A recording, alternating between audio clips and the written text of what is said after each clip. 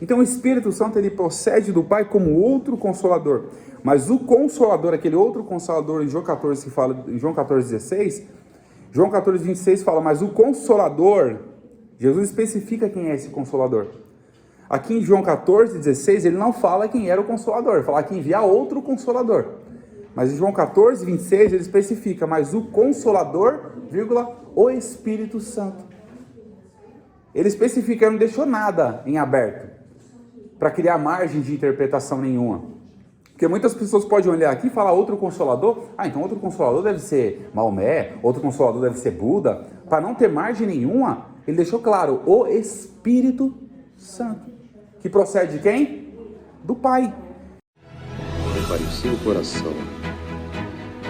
Deus tem uma palavra para você. Com Rodrigo Farias, no canal Discípulos Anônimos. Pastor, para os irmãos, para as irmãs, bom dia. Para a gente complementar aqui hoje a lição de número 8, falar sobre o Deus Espírito Santo. Nós temos como texto-chave aqui João 14,16. E eu rogarei ao Pai, e Ele vos dará outro Consolador, a fim de que esteja para sempre convosco. Aqui nós já temos de princípio a rogação do próprio Jesus ao Pai para que o Espírito fosse enviado a nós como outro Consolador, da mesma natureza, da mesma divindade, da mesma interação, e fosse enviado, porque Jesus tinha que retornar à sua casa. Porque o papel que ele veio cumprir, ele tinha que cumprir, ele cumpriu, e falou que não deixaria nenhum dos discípulos órfãos, enviaria o Espírito Santo como Consolador para que estivesse conosco. Então, a título de introdução, nós temos aqui o Espírito Santo não é uma força impessoal, e sim uma pessoa divina. Muitas pessoas até dizem, ou falam, comentam, a gente vê muito, inclusive se a gente parar para ouvir outras pessoas aí, vão falar que é uma força impessoal, que é algo que vem rápido e sai. Mas aqui totalmente o contrário que a Bíblia apresenta para a gente.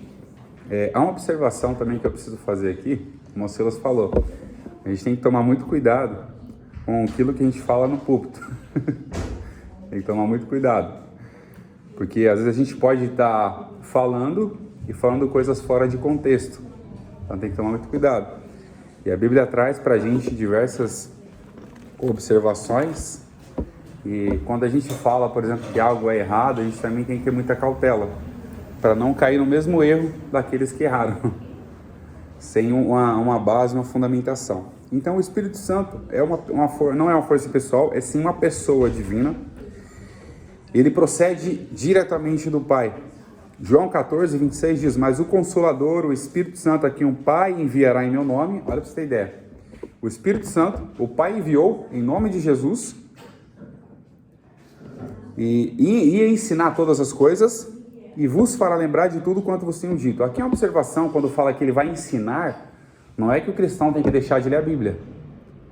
Ou eu vou deixar de ler a Bíblia, o Espírito Santo vai me ensinar tudo que eu tenho que ensinar. Não é assim que funciona. Diferente da época em que os discípulos só tinham o Antigo Testamento, e alguns não tinham nem letra, não tinham nem como ter condições nenhuma de aprender isso. Ali foi por meio de revelação do Espírito que o Espírito ensinou eles como deveriam fazer. É diferente. Quando você não tem ferramentas, o Espírito Santo era a própria ferramenta deles. Hoje nós temos a ferramenta. O que é? A Bíblia. Você não vai querer ficar sentado no sofá, fala, você foi convidado para pregar, o Luiz sabe disso, né, Luiz? A gente sabe o trabalho que é para estudar, né? Foi convidado para pregar, vou sentar lá, abrir a Bíblia assim, ó. Fala, Deus, coloca na minha cabeça. Vai fazer igual alguns, tem uns que exageram até. Eles começam a rasgar as folhas da Bíblia e começam a comer. Então não tem como, a gente tem essa ferramenta, a gente tem que fazer o quê? Estudar, meditar, ler, compreender. E a meditação é muito importante. Porque muita gente que só lê, passa batido, só lê. Mas quando você começa a meditar naquele texto, você pega um texto aqui, ó, João 14,16 que a gente acabou de ler. E eu rogarei ao Pai. Você fala, poxa, Jesus rogou ao Pai. Como será que foi essa oração dele? Como será que ele se debruçou rogando ao Pai, pedindo para que enviasse o Espírito, outro Consolador? Mas se ele enviou outro Consolador, logo ele era o Consolador que estava aqui presente. Então você começa a meditar nisso. Você vê a importância da meditação. E tem que se fazer claro também para as pessoas, tudo que a gente tem como meditação, como aprendizado. Que nem imagine eu como professor, eu vou chegar aqui, vou explicar para vocês um monte de coisa, vou falar na velocidade 2.0. Alguém vai entender alguma coisa? Ninguém vai entender nada. Eu preciso falar de forma audível, compreensível, para que as pessoas possam entender. Então o Espírito Santo, ele procede do Pai como outro Consolador. Mas o Consolador, aquele outro Consolador em João 14, que fala em João 14,16, João 14,26 fala, mas o Consolador, Jesus especifica quem é esse Consolador. Aqui em João 14,16, ele não fala quem era o Consolador, ele fala que enviar outro Consolador. Mas em João 14,26 ele especifica, mas o Consolador, vírgula, o Espírito Santo. Ele especifica, não deixou nada em aberto, para criar margem de interpretação nenhuma. Porque muitas pessoas podem olhar aqui e falar outro Consolador, então outro Consolador deve ser Maomé, outro Consolador deve ser Buda. Para não ter margem nenhuma, ele deixou claro, o Espírito Santo, que procede de quem? Do Pai. Então ele já deixou bem claro isso para não abrir margem nenhuma. E ele vos ensinará e vos fará lembrar. Quando eu falar sobre lembrar, você só lembra daquilo que você teve a oportunidade de ter acesso um dia. Você não tem como lembrar de uma coisa que você não teve acesso. Eu sei que a nossa mente cria imagens, e cria imagens mentirosas. Mas aquilo que você não aprendeu, não tem como você lembrar. E é muito comum que aconteça. Então a gente tem que ter toda essa cautela e aprender de forma correta. Para quê? Para que a gente possa viver realmente como a palavra nos ensina. Ouvir, meditar, aprender, ler, compreender. E se a gente não conseguir compreender, não se culpe por isso. Porque tem textos que eu li há muito tempo atrás. Hoje, quando eu vou ler de novo, eu não tinha visto isso no texto. E tem coisas que a gente aprende até falando, né, Luiz? A gente aprende até falando. Então o Espírito, ele procede do Pai. Se ele procede do Pai, ele não é uma matéria qualquer. Ele procede do Pai. Se ele veio do Pai, tem as mesmas características, a mesma essência, a mesma natureza. Ele procede do Pai, ele procedeu, ele veio do Pai. Por intermédio da arrogação de Jesus.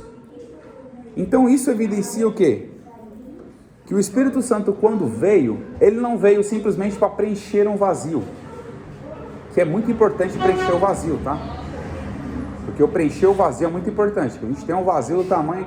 Tem algumas frases que a gente escuta muito. A gente tem um vazio tão grande no coração que é do tamanho de Deus. Só Ele pode preencher. E Ele preenche como? Por meio da pessoa do Espírito Santo. Então, Ele preenche o vazio. Ele veio como ensinador. Ele veio como recordador.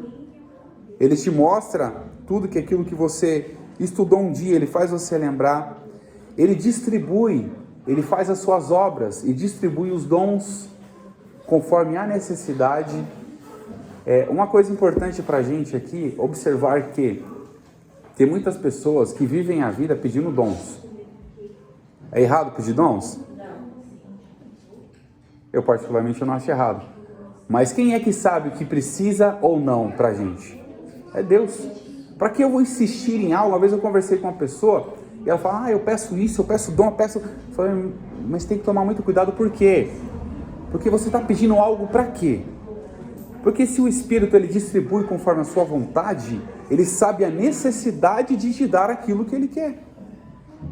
Então é necessidade, é a precisão, não é porque você quer. E eu falo, eu não peço, fala, Deus, o que você quiser, por meio do seu Espírito, me conceder, se for para a sua obra, para aquecimento da sua obra, aqui estou eu.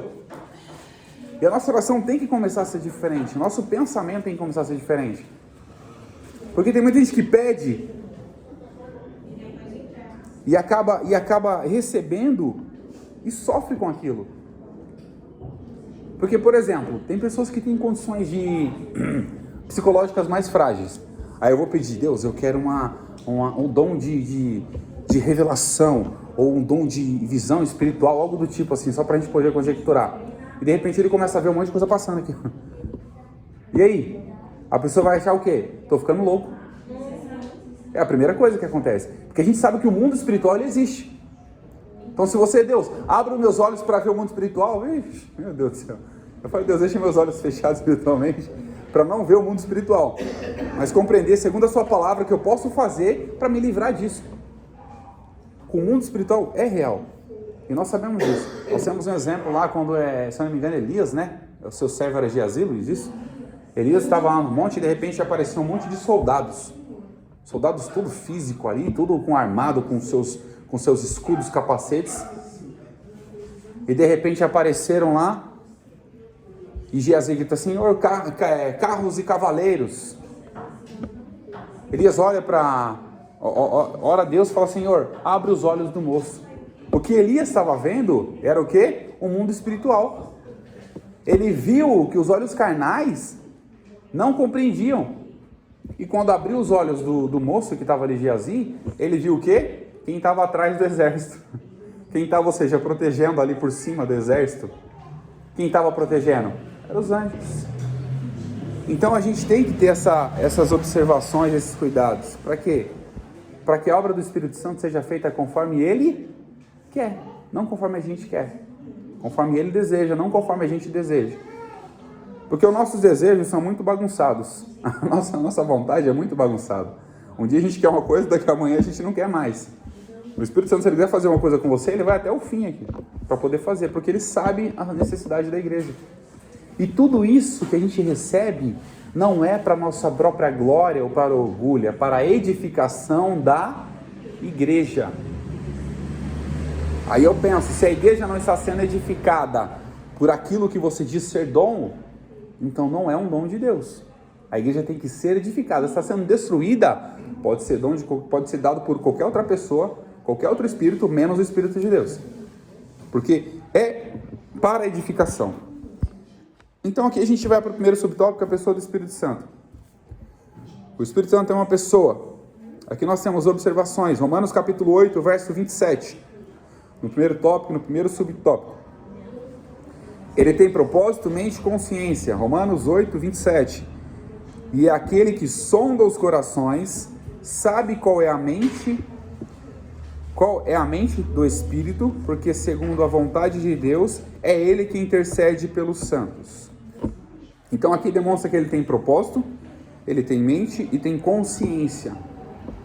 Ele não é uma pessoa, uma força sobrenatural ou um vento que vem apenas. Ele tem propósito, mente e consciência. E aqui a segunda observação, ele pode se entristecer.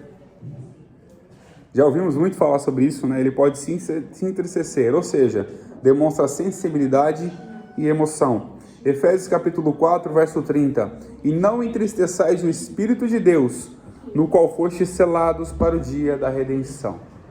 Então há coisas que nós possamos fazer, que nós fizermos, que pode entristecer o Espírito de Deus. Há coisas que podem fazer com que ele pense, poxa vida, eu distribuí um dom e a pessoa está usando um dom para outra coisa. Eu distribuí um dom que é para curar, a pessoa está vendendo cura. Eu distribuí um dom que é para poder restaurar vidas, trazer saúde às pessoas, e a pessoa está cobrando por aquilo. Então isso gera o quê? O entristecimento do Espírito. Porque você está fazendo uma função, utilizando algo que ele te deu, da forma totalmente errada. Da forma totalmente equivocada, da forma totalmente destrutível. Por que destrutível? A pessoa que faz isso é como se fosse uma autossabotagem. A pessoa está se autodestruindo. A pessoa está gerando nela mesmo aquilo que não é de Deus, aquilo que não foi a vontade, não é a vontade do Espírito, e está gerando o quê? Autodestruição. E vai chegar um momento da prestação de contas, aí que é o problema. Quando chega o momento da prestação de contas, chegar lá diante do juízo, nós prestaremos conta diante de Deus tudo que nós fazemos aqui. Quer seja boa, quer seja mal. Tudo vai ser prestado conta, vai chegar lá, vai ter que fazer um relatório, um exemplo, tá humano, tá? De forma, não vai chegar, você não vai lá chegar e escrever no papelzinho, não. Só estou dando um exemplo, é só uma comparação. Chega lá, fazer o seu relatório, e nem precisa fazer relatório, se ele for colocar no telão tudo que você fez lá, pronto, acabou. Por isso que é importante para a gente saber, quando a gente vem para Jesus, ele não se preocupa com o nosso passado mais. O nosso passado é escória. Ele não quer saber do nosso passado. Ele não quer trazer a memória. E nós sabemos que nós temos que trazer à nossa memória aquilo que dá esperança. Então ele não se lembra do passado. Então para que a gente ficar batendo na mesma tecla no passado? Esqueça o passado, deixa ele de lado. Aquilo não importa mais para você. O que importa é o quê? É o futuro que Deus tem preparado. É o que a gente pode fazer hoje, que a gente pode colher hoje, que a gente pode continuar, plantar hoje, plantar amanhã, para depois colher depois. É tudo uma consequência, é plantar, colher e fazer com que isso seja cada dia mais uma bênção da parte de Deus. E nós precisamos entender também que um planta, outro rega, mas quem é que dá o crescimento? É Deus. É Deus que dá o crescimento. Nós fazemos aqui, e eu até digo assim que é um versículo muito pesado para a gente, né? Eu não me recordo onde está escrito, mas fala, se a gente faz aquilo que está ordenado, nós ainda somos considerados como um servo inútil. Se a gente fazer aquilo que recebemos como ordem para fazer, ainda somos considerados como servo inútil. Você tem ideia como é responsabilidade muito grande para nós como cristãos. Então não é só fazer. E além do fazer, tem a questão também da intenção do coração. Deus conhece a intenção do coração. Tem muita gente que faz boas obras, a gente vê isso. Mas qual a intenção do coração dela? Tem muita gente que ora pelas pessoas, mas qual a intenção do coração dela? Tem muita gente que abraça, tem muita gente que aconselha, mas qual a intenção do coração dela? Deus conhece tudo isso. Deus sabe a intenção, o Espírito Santo, Ele conhece isso. Ele conhece cada detalhe da nossa vida. Então, Ele tem esse sentimento de entristecer, porque a gente tem que tomar cuidado para não entristecê-lo.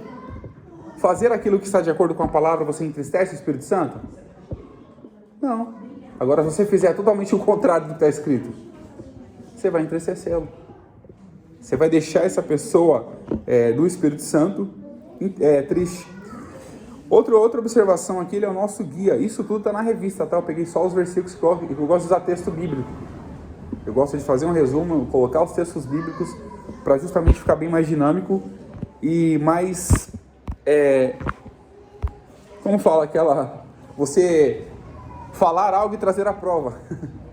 Não é só falar. Eu tenho que falar algo e tem que trazer onde está escrito, como está escrito, para que as pessoas possam compreender. E ele é o nosso guia. Quando fala que o Espírito é o nosso guia, ele tem um relacionamento com o ser humano. Não, também, com o pai ele tem relacionamento com o pai, com o filho, e conosco, um relacionamento com o ser humano. E fala aqui que ele habitará em nós, e estará convosco. E próprio João 14,16 que a gente vê, fala na parte B aqui, para que fique convosco para sempre. Ou seja, ele é o nosso guia, ele tem um relacionamento. João capítulo 16, verso 13 diz, quando vier, porém, o Espírito da verdade, ele vos guiará a toda a verdade, porque não falará por si mesmo, mas dirá tudo quanto tiver ouvido e vos anunciará as coisas que hão de vir. Então ele vai ser o quê? O nosso guia, o nosso condutor de vida.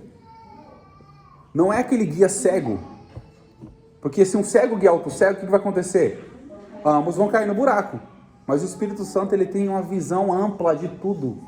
Ele conhece tudo, ele penetra tudo. Aquilo que a gente não vê, muitas pessoas até observam, mas Senhor, aquela amizade eu gostava tanto e de repente ela se afastou. O Espírito Santo sabe quem ele é. Aquele trabalho que eu amava tanto, que eu gostava de fazer, o Espírito Santo sabe o que ia acontecer com você lá. Aquele dinheiro que eu tinha guardado, que eu tinha, e de repente tive que pagar um monte de dívida, ele sabe o que você ia fazer com aquele dinheiro. Ele conhece tudo, ele é o seu guia. Ele conduz a sua vida. Ele tem um relacionamento com o ser humano. E esse relacionamento é no mais íntimo do coração. É no mais profundo. Onde a gente não vê, esse é o relacionamento do Espírito. Porque alguém vê o Espírito? Mas a gente sente. Alguém contempla o Pai? Não. Mas a gente sabe que Ele existe, pela sua palavra. A gente viu Jesus? Mas a gente sabe pela palavra que Ele veio. E o que Jesus falou para Tomé? Bem-aventurado, Tomé, aqueles que não viram e creram. Ou seja, nós somos bem-aventurados. O que é bem-aventurado? Uma pessoa bem-sucedida.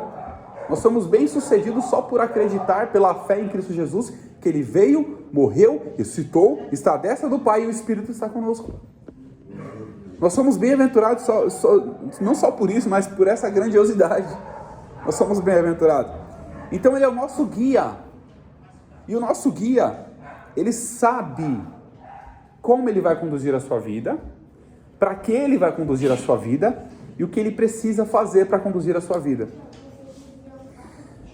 E há uma necessidade na igreja de dons espirituais. Se os dons espirituais são distribuídos, porque a igreja tem uma necessidade. Então, ele distribui os dons conforme a sua vontade. Ou seja, demonstra vontade e ação. O Espírito tem vontade e tem ação. Ele tem vontade e ele age. 1 Coríntios capítulo 12, verso 11. Mas um só é o mesmo Espírito. Realiza todas estas coisas, distribuindo-as como lhe apraz, a cada um individualmente. Ou seja, ele distribui aquilo que ele sabe que vai ser útil para a obra dele. Não aquilo que eu acho que é conveniente. O Espírito Santo não age como conveniência, por conveniência. Ele age por necessidade da igreja. Ele conhece o coração e ele sabe, por exemplo, uma pessoa que vai estudar para pegar uma palavra, vou usar o exemplo do Luiz aqui, estudar para pegar uma palavra, ele sabe a necessidade da igreja. O que ele vai fazer? Ele vai guiar o pregador para quê? Para estudar aquilo que ele quer que seja dito. Ele vai guiar o pregador, ele vai distribuir. Porque quem é que nunca teve a experiência, de repente, de estar pregando? O Luiz com certeza deve ter tido isso. Você está naquela calma, você está naquela... Você vem e parece que não vai sair nada. Daqui a pouco, parece que o céu desce, ou o céu se abre, e de repente você começa a ter um direcionamento espiritual totalmente diferente daquilo que você imaginava. Eu tive a experiência ontem que eu estava pregando, só esse instantinho, Geraldo. Tive a experiência ontem que eu estava pregando, e de repente eu mudei a mensagem porque entrou um rapaz perturbado aqui dentro da igreja. Entrou um rapaz que estava drogado, bêbado, não sei o que ele estava. Ele entrou perturbado. E de repente aquela mensagem começou a ser mudada. E foi direcionada para quem? Para ele. Olha só para você ter ideia como é uma coisa surreal. E aqui a outra observação, irmãos, tem que tomar muito cuidado. O espírito de engano, ele existe. Aquele jovem, ele começou a dar glória a Deus e falar em línguas. Ele começou a falar em línguas. Mas será que era línguas do Espírito? Porque se o Espírito Santo não habita nele, aquilo ali é o quê? Alguma coisa não é boa. E isso que a gente tem que tomar muito cuidado, porque o diabo sabe muito bem. Ele pode enganar muitos cristãos. Começa a falar língua, tem gente que se arrepia. Tem que tomar muito cuidado. Porque as línguas espirituais existem. Mas nem toda língua falada é espiritual. Procede do Espírito Santo. E aquele jovem começou a dar glória e falar em línguas. Eu queria que ele ficasse até o final para fazer uma oração por ele, mas ele foi embora. Pegou, levantou e foi embora. Mas eu acredito, pela fé, que aquelas palavras que Deus direcionou para o coração dele vai ficar gravada na mente dele. Eu acredito que pela fé, aquela vida vai ser transformada. Porque se ele parou, ele veio assim, de repente, encostou na porta ali, ó, na coluna, como se ele quisesse entrar, alguém tentasse impedir, ele encostou, daqui a pouco ele entrou. Aí tinha o irmão Zé estava aqui, foi lá, levantou, foi auxiliar, porque ele já chegou gritando, né? E é complicado você pregar e de repente chegar alguém gritando. Você perde um pouco o foco, mas naquele momento ali eu já percebi, o foco não era perder o foco, mas era mudar o foco. Falei, agora vai ser direcionado para ele. E foi o que Deus fez. Então Deus sabe como fazer. Deus sabe a necessidade da igreja, Deus sabe a necessidade das pessoas. Ele distribui os dons, Ele guia a gente da forma que Ele quer que seja feito. Não é pela nossa própria vontade, mas é pelo que Deus quer fazer. Além de distribuir os dons, Ele fala com clareza.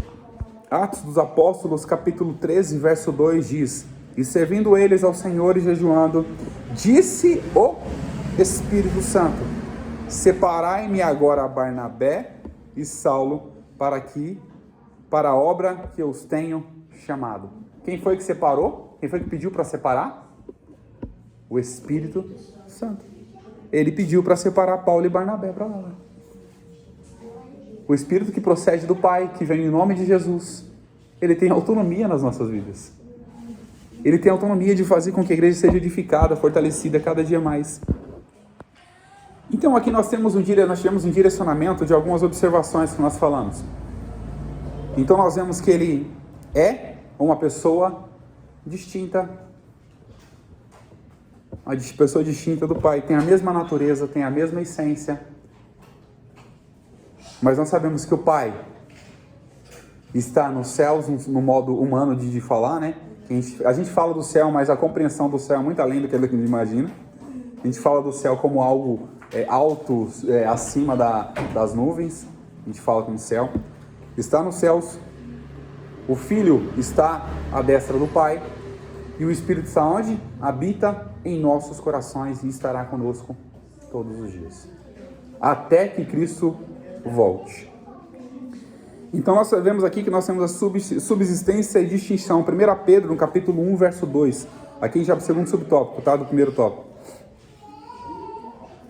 Eleitos segundo a presciência de Deus Pai, em santificação do Espírito, para a obediência e a aspersão do sangue de Jesus. Do sangue de Jesus Cristo. Graça e a paz nos sejam multiplicadas. 1 Pedro, capítulo 1, verso 2. Aqui. Eleito segundo a presciência de Deus Pai. Quem apresenta aqui? Deus Pai. Em santificação pelo Espírito. E obediência à aspersão do sangue de Jesus. Então aqui nós temos 3 pessoas. Pai, Filho e o Espírito Santo. Então a gente tem que tomar muito cuidado com certos ensinamentos errados. A revista traz alguns ensinamentos que eu até pontuei aqui, que eu achei muito interessante poder falar. E dentre eles, a revista traz sobre o modalismo, arianismo, os pneumatomacos, é isso, né? Pneumatomacos. Então eu traz essas 3 observações. O que os modalistas acreditavam? Que o Pai, o Filho e o Espírito são um. São um, porém com modos sucessivos, modos de ação sucessivos. Quando a Bíblia relata isso, demonstra 3 pessoas distintas. Pai, o Filho e o Espírito Santo, cada um com sua ação. Nós observamos, o Pai está nos céus, enviou o seu Filho. Quem é o seu Filho? Jesus. Jesus veio, morreu, e falou que eu rogaria ao Pai, e o Pai enviaria outro Consolador. Quem é o Consolador? O Espírito Santo. Então nós temos essa subdivisão. Não que um é melhor, mais importante do que o outro. Tem a mesma essência. Tem a mesma essência. Tem a mesma atuação. Então o modalismo acredita que eles são um só. E a Bíblia diz o contrário. Os arianismos negam a divindade do Espírito Santo e do Filho. Quando fala sobre negar, a gente aprende aqui, a gente até observou isso, né? Todos os atributos divinos do Pai, o Espírito e o Filho têm. Onisciência, onipotência, onipresença, eternidade. Algum dos seres humanos tem isso? Não. Mas o Pai, o Filho e o Espírito têm. Então logo quando você nega a divindade, você está tirando totalmente... E já é uma observação, você negou a divindade do Filho, você está negando sua própria salvação. Negou a divindade do Filho, você está negando sua própria salvação. Você está negando todo o sacrifício de Jesus para poder perdoar os pecados. Quem só pode perdoar? Quem é Deus. Deus pode perdoar. Então ele foi enviado pelo Pai para perdão dos pecados, remissão dos pecados da humanidade. Então se você nega isso, você nega a sua própria salvação. E negar a divindade do Espírito, você está negando o quê? Aquele que habita no seu coração, te convence do pecado, da justiça e do juízo, te ensina, te mostra os caminhos, todas as observações que nós falamos no subtópico anterior, te mostra tudo aquilo, distribui dons, tem vontade, tem sensibilidade. Então a gente nega tudo isso. Isso os arianos, né? Será? Deixa eu ver aqui. Vou só corrigir aqui. O arianismo nega a divindade do Espírito e do Filho. E tem os pneumatomacos, que negam a deidade. O que é deidade? Natureza, essência e qualidade. É algo mais profundo você negar que o Espírito não tem a essência do Pai, você negar que o Filho não tem a essência do Pai, você negar que o Espírito não tem a qualidade do Pai, e você negar que o Filho não tem a qualidade do Pai. Você está negando tudo. É quase o mesmo do tópico anterior que a gente estudou, né? Então nós temos aqui uma confirmação. O Espírito foi enviado pelo Pai. João 14, 26. A gente até leu ele no comecinho, né? João 14, 26. O Espírito foi enviado pelo Pai. 1 Coríntios capítulo 2, verso 10. Distinto do Pai. Mas Deus nola revelou pelo Espírito, porque o Espírito a todas as coisas perscruta, até mesmo as profundezas de Deus. Porque qual dos homens sabe as coisas do homem, senão... Calma aí. Porque qual dos homens sabe as coisas do homem, senão o seu próprio espírito, que nele está? Assim também as coisas de Deus, ninguém conhece, senão pelo Espírito de Deus. Quando fala aqui, qual do homem conhece, senão pelo seu próprio espírito, está falando sobre ele mesmo. Eu conheço as minhas necessidades pelo meu próprio espírito, o espírito do homem. E conheço e observo também os outros seres humanos. Mas as profundezas de Deus só é possível conhecer pelo Espírito de Deus. Então nós precisamos ter esse Espírito no nosso coração. Então aqui a gente tem a observação, a distinção dele e do Pai. Isso na mesma essência e natureza. O terceiro subtópico, Consolador Prometido. O Consolador, João 14,16, nós lemos sobre ele aqui, né? Aqui a gente vai só dar uma observação. O que seria o Consolador? Aquele que ajuda e aquele que auxilia. Então, dentre todas as coisas que nós falamos no primeiro subtópico, traz sobre isso. Quais são essas coisas? Ele tem propósito, mente, consciência, ele pode se entristecer, ele ensina e faz lembrar, ele é o nosso guia, ele distribui dons, ele fala com clareza, e entre outras coisas. É isso que nós aprendemos. Então ele ajuda e auxilia quem? A igreja de Cristo. Ele ajuda e auxilia a igreja de Cristo. Para quê? Para a igreja crescer na graça, no conhecimento, crescer no entendimento, para não ser enganada por qualquer outra coisa, por qualquer vento de doutrina. Por isso que é importante para a gente ler as Escrituras, entender a palavra, buscar saber, para não ser levado por qualquer coisa. Então aqui a gente tem a observação, o Espírito não é inferior ao Pai e nem ao Filho. Por quê? Tem a mesma essência e a mesma natureza, como nós demos aqui nos textos que nós apresentamos. Então a gente vai para o segundo subtópico, a divindade. Alguém tem alguma dúvida, alguma colocação? Quer falar alguma coisa, Luiz? Alguém tem alguma observação? Quer dizer algo? Não? Então vamos. Irmão Geraldo queria falar, né, irmão Geraldo? Desculpa, pode falar. Igual você estava falando um negócio aqui, muito pregador estuda a Bíblia para falar que quando chega no púlpito, Deus muda tudo. Mas é importante... Porque Deus conhece o cara que necessita. Mas é importante estudar. Ó, a observação, o que eu comentei no começo? Quando o pregador vai estudar, o que ele já tem no coração? Algo ardendo no coração dele. Já acontece com qualquer pessoa que vai pregar. Algo arde no coração, fala, poxa, essa palavra está queimando no meu coração, vou estudar sobre ela. Em algum momento aquela palavra vai ser o quê? Pregada. Então aí já é a ação do Espírito. E tem gente que fala, não vou estudar não, quando chegar lá o Espírito vai me dar na hora. Vai dar ruim. Vai dar ruim. Você chegar aqui na hora e falar o Espírito vai te revelar, ele já está te dando a palavra lá. Você chegar aqui, já aconteceu comigo, eu tive uma experiência, eu vou contar aqui, ó, abro uns parênteses aqui para contar, coisa rápida. Eu cheguei aqui, eu tinha preparado um estudo, uma mensagem, deixado aqui no celular, como eu sempre costumo fazer, e de repente o culto estava totalmente direcionado para outra coisa. Eu tinha estudado sobre o capítulo de Reis, fala um pouco antes da cura de Naamã ali. Mas quando começou o culto, a reunião, o culto, a adoração a Deus, os hinos falam sobre Naamã, daqui a pouco alguém falando sobre cura. Eu falei, meu Deus, será que é para fazer isso, para mudar? O que aconteceu? Eu fui fiel àquilo que eu tinha recebido no meu coração.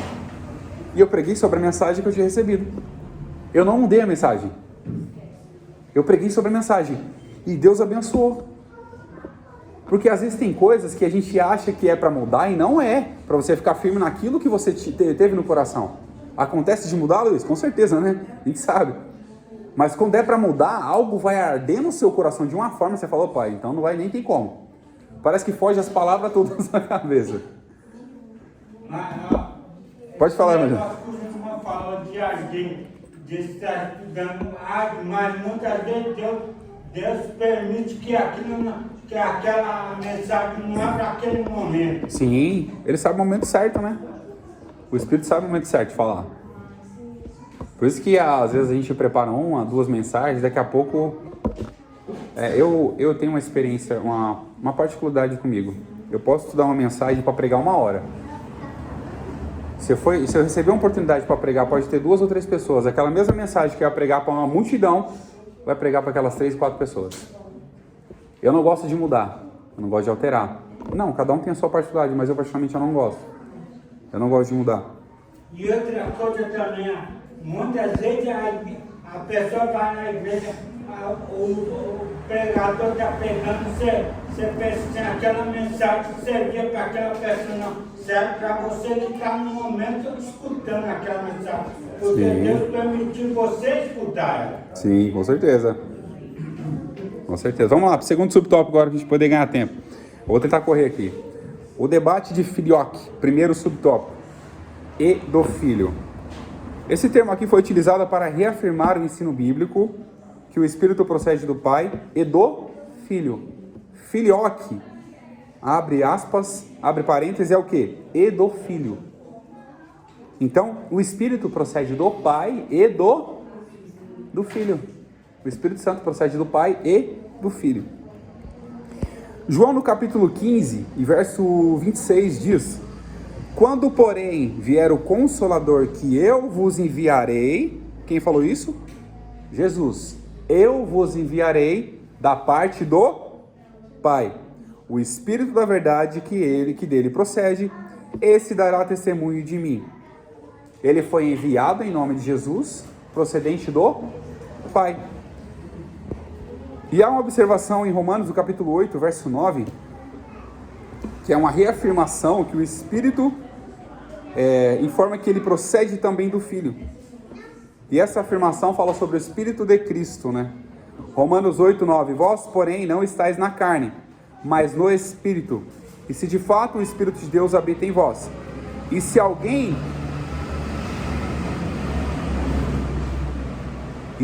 não tem o Espírito de Cristo, esse tal não é dele.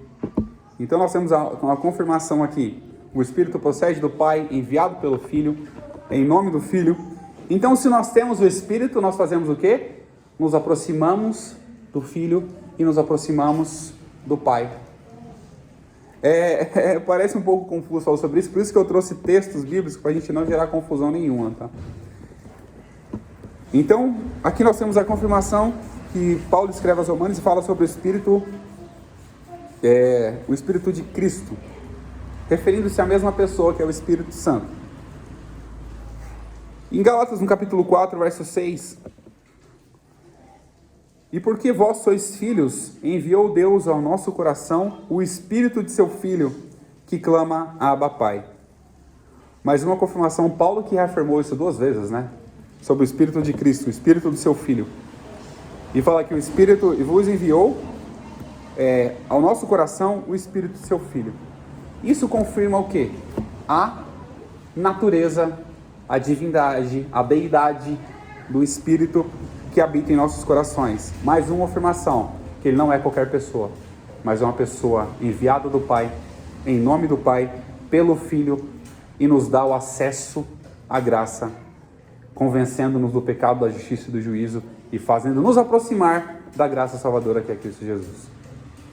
Porque de nós mesmos nós não teremos condições nenhuma, mas pela misericórdia de Deus e pela graça de Jesus, enviando o Espírito Santo no nosso coração.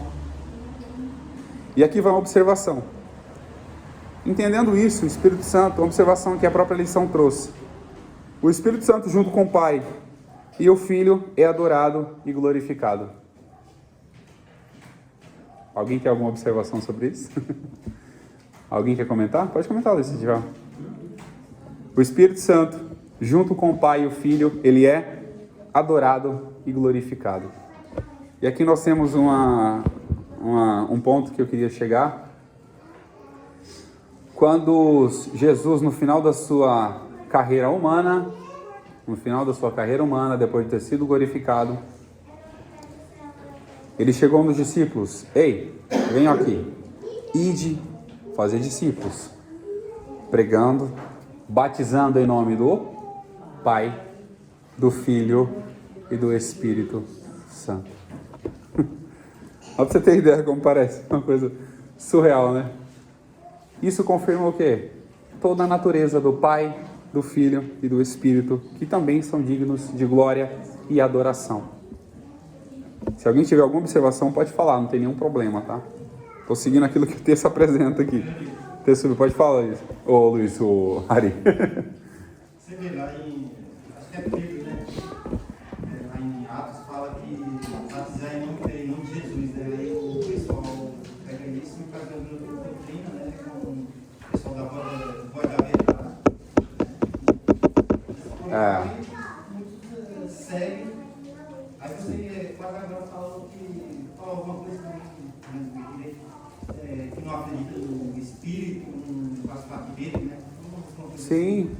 Então, o próprio Jesus mandou caçar em nome dele o nome da Trindade.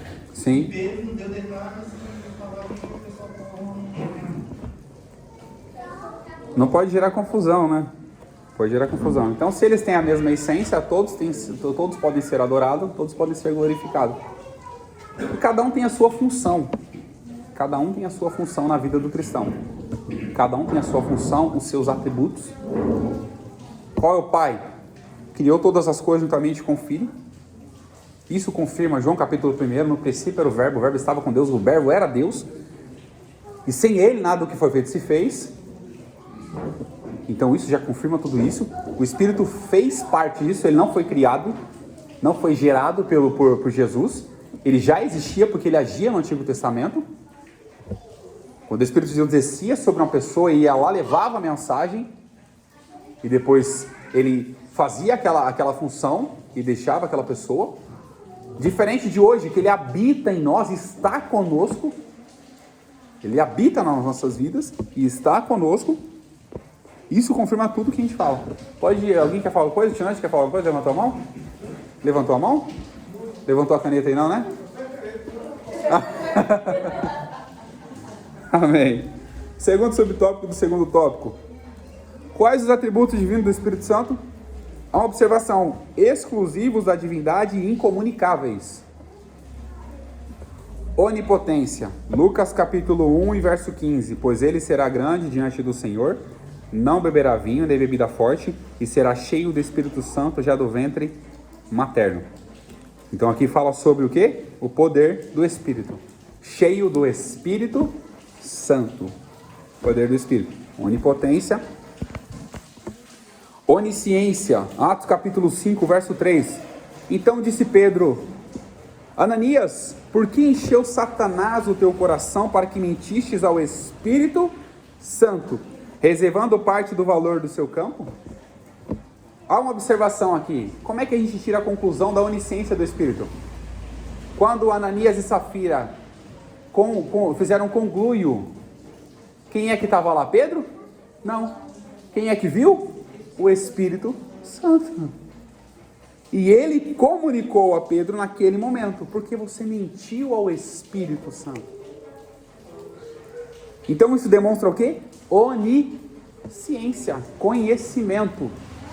Ele conhece e também confirma a questão da onipresença. Ele conhece todas as coisas e sabe de tudo.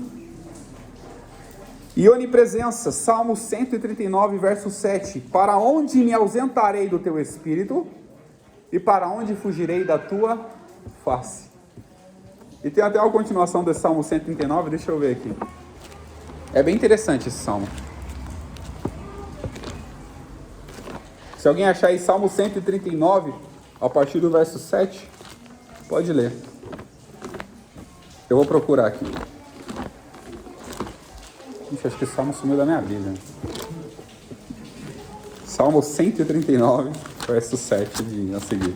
Para onde irei do teu espírito, ou para onde fugirei da tua face? Pode continuar. Se subir ao céu, tu ali estás, e se fizeres o Seol a minha cama, e eis que tu ali estás também. Se tomar as asas da alva, e se aplicar a extremidade do mar, até ali a tua mão me guiará, e a tua destra me sustentará. Se disser, certo que trevas me cobrirão, então a noite será a luz à roda de mim. Nem ainda as trevas me escondem de ti, mas a noite se resplandece como o dia, e as trevas e a luz são para ti a mesma coisa. Amém, amém. Obrigado, Alice. Então, o que a gente observa nesse texto? A onipresença. Quando fala assim, ó, para onde me irei, me ausentarei do teu espírito. Ou seja, para onde eu vou, se teu espírito vai saber onde eu estou. Para onde fugirei da tua face? Aí continua, se eu subir aos céus, tu está lá. Se eu fizer minha cama lá embaixo, tu também está lá. Quem? A presença do Pai por meio do Espírito. Não tem para onde fugir, não tem para onde correr. E outro atributo incomunicável, Hebreus capítulo 9, verso 14. Muito mais o sangue de Jesus, o sangue de Cristo, que pelo Espírito eterno a si mesmo se ofereceu sem mácula a Deus. Purificará a nossa consciência de obras mortais para que sirvamos ao Deus vivo. O que Hebreus confirma? O Espírito eterno. O Espírito eterno. Se ele é eterno, ele não foi criado. Se ele é eterno, ele não vai deixar de existir. E se ele é eterno, ele vai continuar existindo.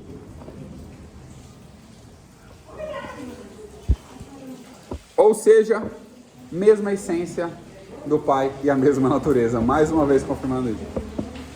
A gente vai para o terceiro subtópico. Aqui apresenta sobre os símbolos. Quais são os símbolos do Espírito apresentado na Bíblia? Atos dos Apóstolos, capítulo 2, verso 3. E apareceram, distribuídos entre eles, línguas como que de fogo, e passou sobre cada um deles. Aqui é um tema muito polêmico, ainda que sempre gera discussão sobre a questão do fogo, se é para destruição, se é para purificação. A gente sabe que o fogo ele pode tanto fazer com que o ouro seja derretido e feito uma joia preciosa, tanto ele pode destruir muitas coisas. Então aqui nessa observação, aqui, quando se trata do Espírito, é para a purificação da nossa vida. É para tirar tudo aquilo que é ruim e fazer a gente o quê? Pessoas abençoadas por Deus. E aqui um dos símbolos, né, apresentado. Tem outros também, diversos. Aqui outro símbolo é a água, a purificação. A água reflete também a purificação. João capítulo 7, verso 37. No último dia, o grande dia da festa, levantou-se Jesus e exclamou: se alguém tem sede, venha a mim e beba. Quem crê em mim, como diz a Escritura, do seu interior fluirão rios de água viva. Isso ele disse com respeito ao Espírito Santo. A quem Jesus está se referindo? Isso ele disse ao verso 39 do capítulo 7 de João. E isto ele disse com respeito ao Espírito Santo que haviam de receber os que nele crescem. Está falando sobre a água, sobre a purificação. E quem é o símbolo da água, purificação? O Espírito Santo de Deus. Outra representação, o vento. João capítulo 3, verso 8. O vento sopra onde quer, e ouves a sua voz, mas não sabes de onde vem, e nem para onde vai. Assim é todo aquele que é nascido do Espírito. Outra representação, o vento.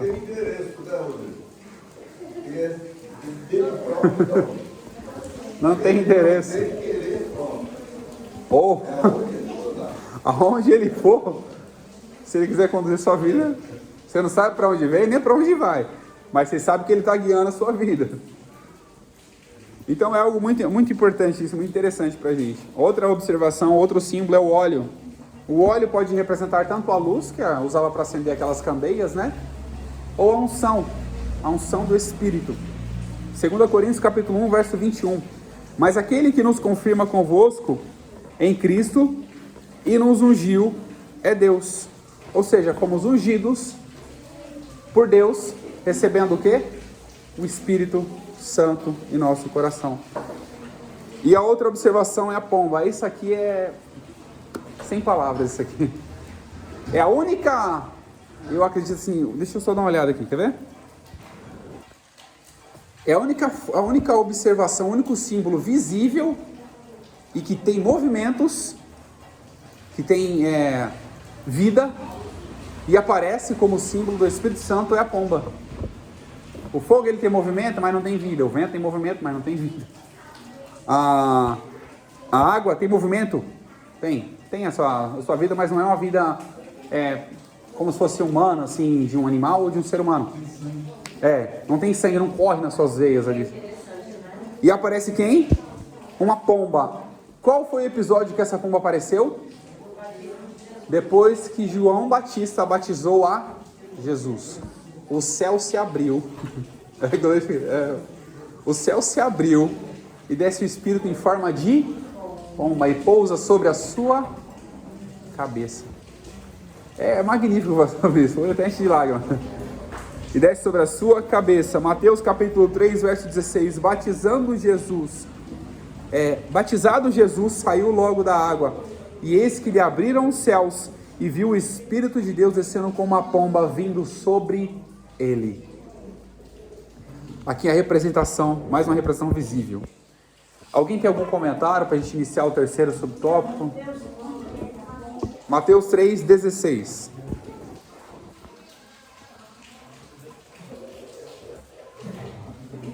Alguém tem algum comentário? Luiz, quer comentar alguma coisa? Você que é expert na Trindade? Ari, quer comentar alguma coisa? Pastor Zé, quer comentar alguma coisa, Pastor Zé? Irmão Silas, quer comentar alguma coisa, irmão Silas? Não? Certeza? Sinage? Irmão Geraldo, irmão Josias? Vamos lá, gente, vamos participar. Será que eu estou explicando tão bem assim que eu tenho nenhuma dúvida? Não é possível. Ó, professor, tem uma pergunta aí, professor? Não? Amém. Vamos lá para o terceiro e último tópico. As obras do Espírito Santo. Aqui eu separei versículos, eu vou tentar ser bem rápido aqui para a gente poder já finalizar. O Espírito Santo e a encarnação. Aonde o Espírito atuou na encarnação de Jesus? Primeira coisa, visitando Maria. E segundo, deixa eu ler aqui. Lucas capítulo 1, verso 35. Gerado pelo Espírito. Respondeu-lhe o anjo: descerá sobre ti o Espírito Santo. Descendo sobre ele o Espírito Santo. Sobre ela, né? E o poder do Altíssimo te envolverá com a sua sombra. Por isso também o ente santo que há de nascer será chamado Filho de Deus. Primeira coisa, ele desceu sobre Maria. Ele não só anunciou, desceu sobre Maria. O Espírito Santo desceu sobre Maria. E por intermédio desse Espírito foi parte da encarnação de quem? De Jesus, o Filho de Deus. Isso também é relatado em Mateus capítulo 1, verso 18. Ora, o nascimento de Jesus, Cristo, foi assim: estando Maria, sua mãe, desposada com José, sem que ele tivesse antes coabitado, achou-se grávida pelo Espírito, concebido pelo Espírito. Aqui é um detalhe muito importante, que muitas pessoas criam heresias. Jesus não foi gerado pelo Espírito. Jesus eterno não foi gerado pelo Espírito. Ele foi concebido como homem. É diferente. Ele não foi gerado como Deus. E muitas pessoas criam interpretações, falam que Jesus foi criado aqui, quando o Espírito concebeu ele. Não. Se ele é eterno, não tem como você criar algo que é eterno e nem destruir algo que é eterno. Isso eu volto a dizer em João no capítulo 1. Ele estava no princípio com Deus e todas as coisas foram feitas por ele. Sem ele, nada do que foi feito se fez. E muitas pessoas criam, inclusive, o Ari até comentou sobre o nome da pessoa, eu não quero citar aqui não, porque está sendo gravado, o nome da pessoa que falou sobre isso, falou que Jesus foi gerado pelo Espírito. Olha só o equívoco que pode gerar.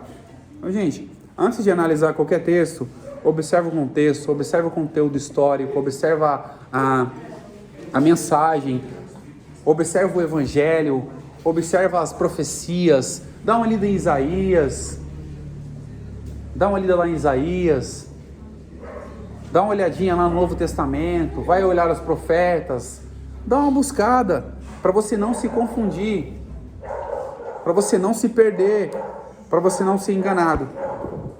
O Espírito participou o Espírito e a ressurreição, segundo subtópico, Atos capítulo 2, verso 24, ao qual, porém, Deus ressuscitou, rompendo os grilhões da morte, porquanto não era possível que ele fosse retido por ela. O Espírito Santo e a ressurreição. Vou ler o texto de novo. Atos capítulo 2, verso 4. Ao qual, porém, Deus ressuscitou, rompendo os grilhões da morte, porquanto não era possível que fosse retida por ela. Aqui fala sobre a ressurreição, né? Aqui não especifica o Espírito Santo, né, nesse texto, ter participado da ressurreição, mas a gente sabe que as obras do Espírito ativas, participativas, né? Então Deus ressuscitou o seu Filho e fez essa participação, como eu digo, o texto não relata especificamente o Espírito Santo, né? A sua atuação, mas a gente sabe que o Espírito desceu como pomba, em símbolo de pomba, né? Sobre Jesus, e ele foi cheio do Espírito Santo. Então há uma continuação disso, que quando Deus ressuscitou, o Espírito também estava ali fazendo a obra, no coração, na ressurreição. Então vamos para o subtópico 3, o Espírito Santo e a santificação. Aqui é um detalhe que a gente vai já pontuar e finalizar com a conclusão. O Espírito convencerá, João 16, 8, quando ele vier, convencerá o mundo do pecado, da justiça e do juízo. Ou seja, o Espírito atua na santificação. O que é santificação? Separação. O que é separação? Separação do mundo, da consciência, da vontade da carne, e fazer você entender que tudo aquilo que você fazia, ou aquilo que você pensava em fazer, é errado. Então ele vai convencer você disso, do pecado, da justiça e do juízo. Ainda tem até a continuação nesse texto. Eu quero até ler sobre isso, João 16. Se alguém achar aqui o verso 9.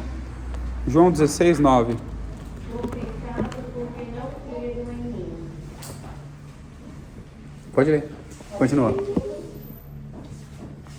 pecado porque não creram em mim. E da justiça porque vou para o meu Pai. E não me verás mais. E do juízo porque já o príncipe deste mundo está julgando. Ainda que tenha muitos que vos odeiem, mas vos não podeis suportar agora. Mas quando vier aquele Espírito de verdade, ele vos guiará em toda a verdade, porque não falará de si mesmo, mas dirá tudo o que tiver de ouvir, e vos anunciará o que há de vir. Amém, amém. Obrigado, Alice, mais uma vez. Amém. Então isso confirma o próprio contexto. É importante ler o contexto, né? O próprio contexto já explica o texto que eu acabei de ler. Porque ele vai convencer do pecado, da justiça e do juízo. Mas por que do pecado? Aí o texto explica. Por que da justiça? O texto explica, porque não creram em Jesus. Por que do juízo? Porque o príncipe daquele mundo estava se aproximando. E Jesus tinha o quê? Juízo, conhecimento que ele estava se aproximando. Então o próprio texto explica. Então é importante. O contexto, tem até uma frase que todo mundo costuma dizer isso, é importante. O texto sem um contexto gera o quê?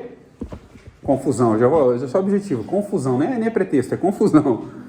O texto sem contexto. Então aqui a gente vê que o Espírito Santo atua na santificação. 2 Coríntios 3,18 atua na transformação, e todos nós, com o rosto desvendado, contemplando como por espelho a glória do Senhor, somos transformados de glória em glória na sua própria imagem, como pelo Espírito do Senhor, como pelo Senhor o Espírito. Ou seja, atua na transformação. Ele vê a gente como a gente é. Ele olha a gente não a nossa aparência, ele vê a gente como a gente é. Ele olha abrir aqui o leque da nossa vida aqui. Ele olha como a gente é, nossos próprios detalhes. Então, para a gente concluir, o Espírito Santo é distinto do Pai e do Filho e é a continuação da obra de Cristo e habita em nós e estará conosco para sempre. Que Deus em Cristo nos abençoe, em nome de Jesus.